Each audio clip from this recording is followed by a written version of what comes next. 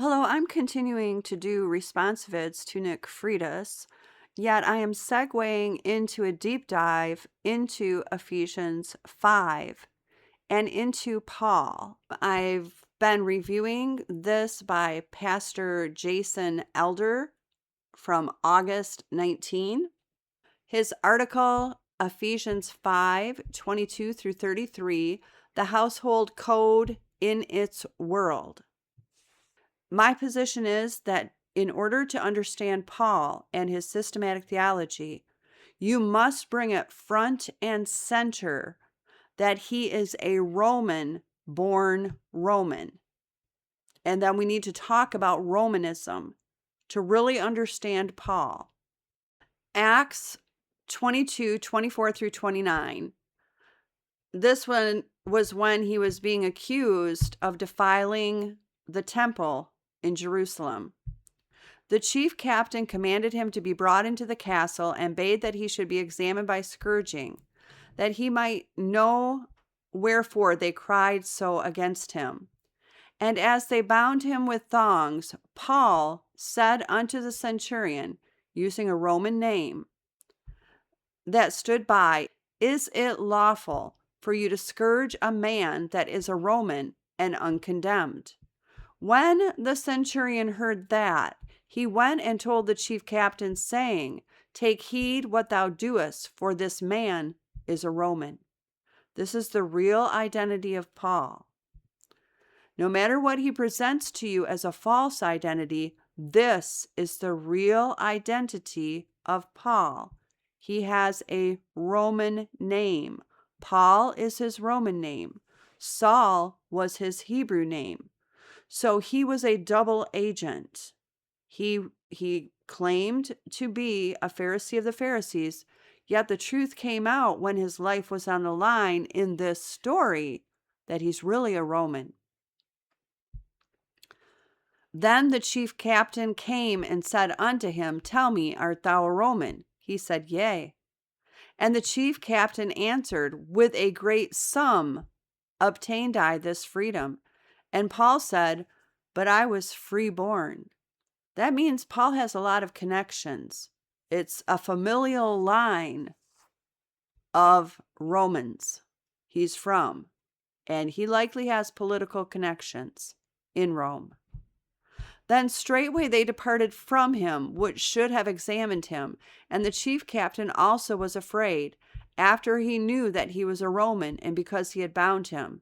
You see, the chief captain and the centurion could be executed for these crimes, because if you were a Roman citizen, you had special status. So Paul took off the false cloak of being a Jew and showed them his true identity underneath the deception of that cloak. He's a Roman. Now, what Paul taught everyone is that you have to take away the Hebrew law. He said his Christ came to take away Hebrew law. And what did he replace it with? Roman law. Just like he took off the cloak of his Hebrew name Saul and said that his Christ took away all things Hebrew, which he denigrates. He denigrates all things Hebrew, but he brings now Roman law. This, what he's speaking up here is Roman law. 1 Timothy 2:8 through 15. I desire therefore that the men pray in every place, lifting up holy hands without wrath and disputing. In like manner that women adorn themselves in modest apparel. If you really want to do a deep dive, I'm not going to do it in this tape. The modest apparel that he speaks of is equal to a burqa, because it's a robe that covers all of a woman. You can't see anything. And so it covers her body entirely. And he's already said that he wants women veiled. So he's saying that modest apparel is wearing a burqa. You don't know who you're dealing with when you deal with Paul. With shamefastness. So they're supposed to be ashamed. And it says in other versions, shamefacedness. So he wants women ashamed. Women are the scapegoats in Roman religion. And sobriety. And you will notice that Roman religion and Islam are very similar. There's a real reason why. It's the same spirit of patriarchy. not with braided hair and gold or pearls or costly arraignment, but, and he's kind of mocking women, like you say you have godliness, which becometh women professing godliness that say they are godly through good works. Let a woman learn in quietness with all subjection. And then he goes back to the story of Adam and Eve. And that is what I'm telling you is a Pandora creation myth. It's pagan. It's a Pandora tale.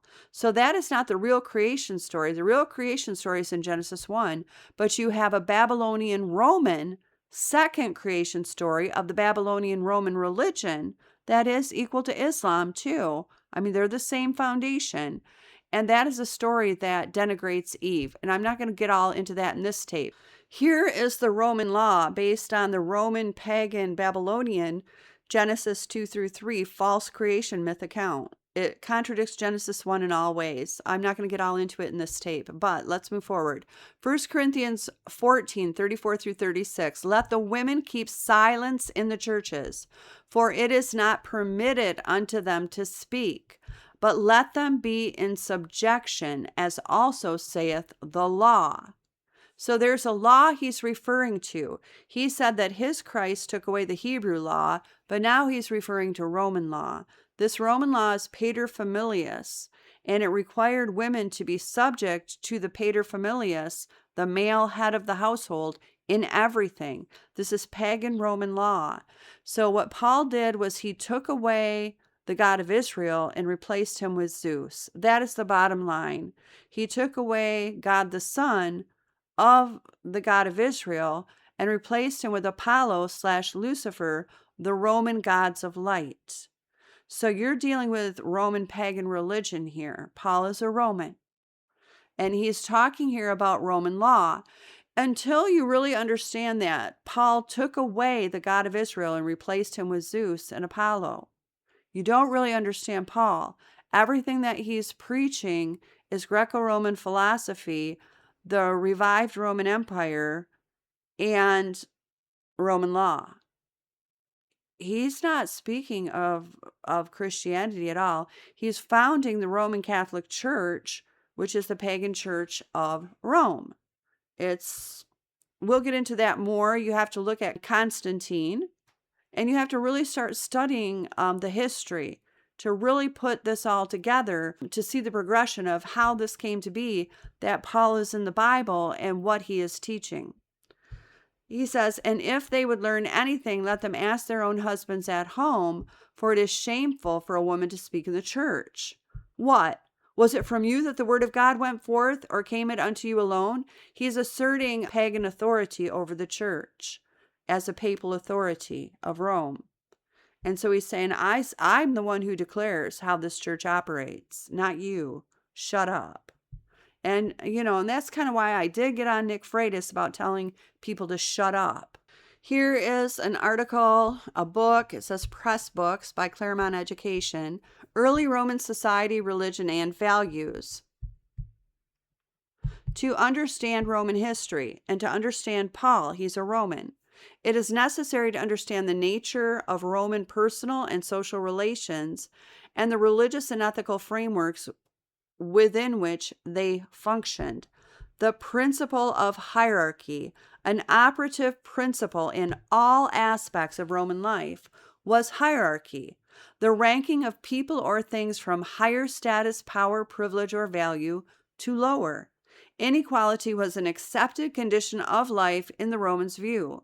Under ideal circumstances, those lower down in the hierarchy owed obedience to those above. So it's very militaristic.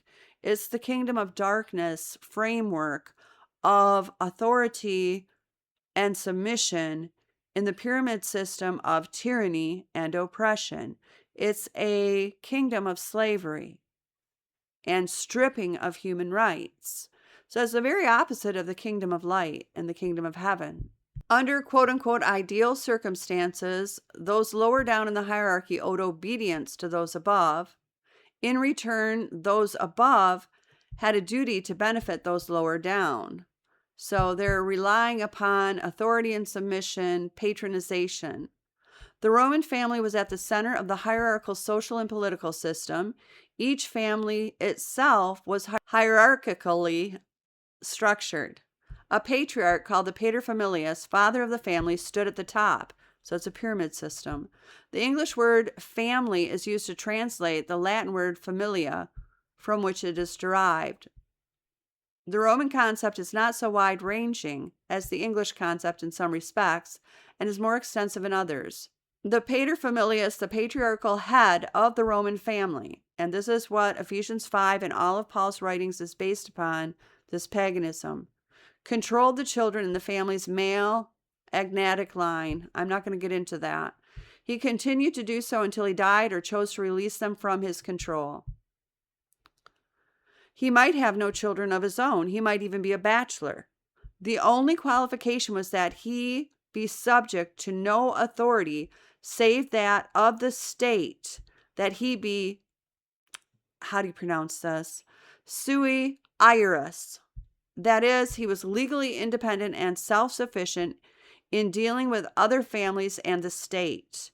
In a legal sense, he was the family, and without him, there was no family or household. So you didn't necessarily have to be married. You basically had to be a Roman citizen who was under your own authority. You were not under another paterfamilias. You're directly under Caesar. And potentially at a point of the republic, under the Senate, under the government, under the state. But you are a paterfamilias. Whether you have people under you or not, you are a member of that polis of the paterfamilias. This is an AI summary, but I want you to understand this, to understand Paul's comprehension of church order and who is the church.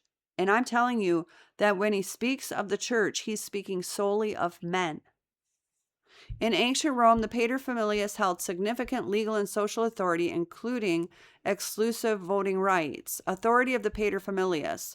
The paterfamilias was the male head of the household, possessing the legal power known as patria potestas, which granted him control over family members and property.